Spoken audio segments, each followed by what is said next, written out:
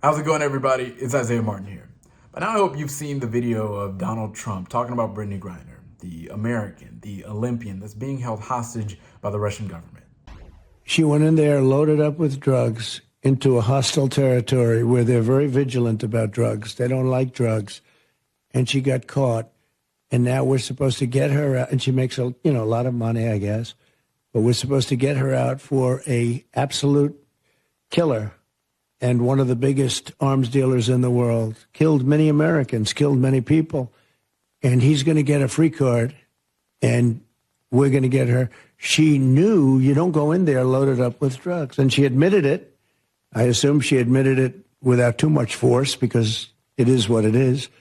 And it certainly doesn't seem like a very good trade, does it? He's an absolute one of the worst in the world, and he's going to be given his freedom because a potentially spoiled person goes into Russia loaded up with drugs. Now, those aren't my words. Those are the words of our State Department, who've already said that, she's had less than a gram of hashish oil. And through the more than 150 days that she has been held by Russia during her trial, this is nothing more than a political pawn from Russia to try to get even in a nation that they are not very happy with. Now, his comments are a part of a consistent pattern of him proving to you and I and to the American people that he's nothing more than a contrarian. Because let's look at how his comments are vastly different from how he handled the LiAngelo Ball situation. For those of you guys that don't know, LiAngelo Ball is a member of the Ball family, a big basketball playing family in this country. They grew up together from very young kids to play, to be a part of the same high school basketball team, which eventually became what I think the best high school basketball team I've ever seen. That's an argument for another day, though. Right. But anyway, when LiAngelo Ball went to college, he was arrested in China for shoplifting. And Trump made it his business to go everywhere during his presidency, trying to claim that he had done everything to get LiAngelo home. That's disputed, but that's here nor there. The basketball players, by the way, I know a lot of people are asking. I will tell you what I heard about it 2 days ago. I had a great conversation with President Xi.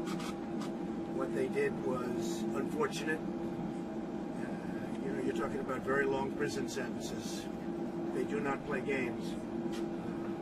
He was terrific, and they're working on it right now, and hopefully everything's going to work out.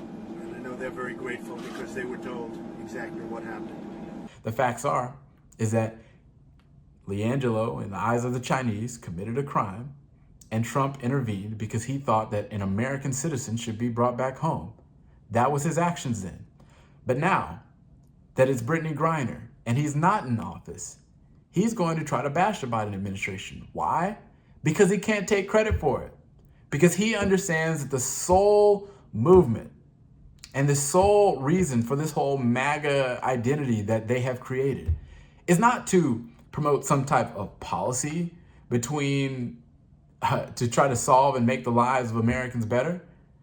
This is because they solely exist to criticize President Biden on every action, no matter what it does. This man could stand in the middle of Washington, D.C. with a fire hose and put out the biggest fire that city has ever seen, and they would still find a way to get on television, get on Fox News, get on these podcasts, and find a way to criticize the Biden administration. That is what this is about. He understands that he is trying to do everything to criticize this situation when he knows very clearly that Brittney Griner is a proud American hero. She is an Olympian. She has won gold medals. She has worn our colors abroad to try to exemplify the image of America, that when we put our mind to something, we can achieve it. That is what Brittney Griner has done, rising from Houston all the way to Baylor, all the way to the WNBA, to the highest levels of basketball. That is who she is. She's not some type of spoiled brat.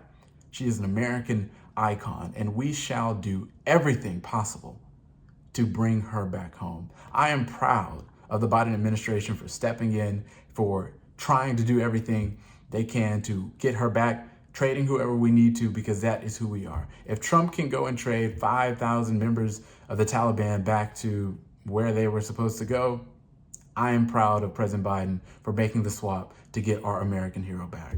So that's what this is about. That's what Trump is doing. And we see right through it because we understand that MAGA is a dying movement. We understand that they have no room to go and they're trying to grasp at straws because they hope that you don't understand what they're trying to do.